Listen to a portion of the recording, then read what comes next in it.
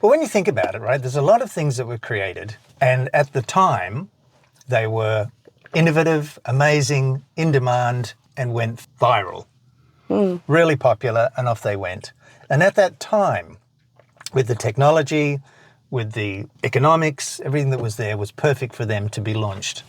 And they might have lasted a long time. So they might have been in your life for a long time.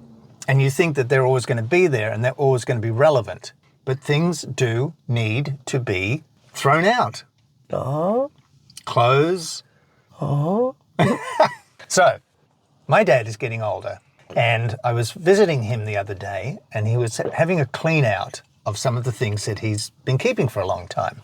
And so he took me into this room, we opened a cupboard, and he said, look, I've got this, there's some clocks, there's a radio. And there, up in the corner, was a camera.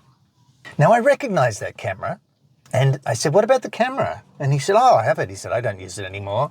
And he kind of just dismissed it. Now, the reason I was interested is that my family emigrated to Australia from the UK in 1965. That's a long time ago. That's a lifetime ago. And we travelled, we were 10-pound poms, and we travelled to Australia by boat and came through the Mediterranean, through the Suez Canal. Wow.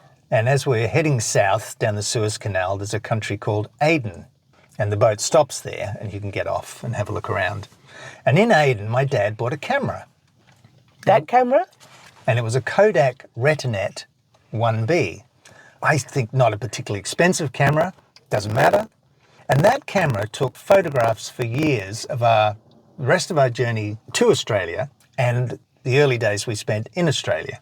I was 8 years old, so throughout my whole early childhood, this camera was there clicking away, taking all those family photographs and lots of different photographs. And some years ago, I wrote a book called The First 5 Years, Port Hedland, 1965 to 1970, which was a combination of my dad's recollections and my recollections as a young boy of that time.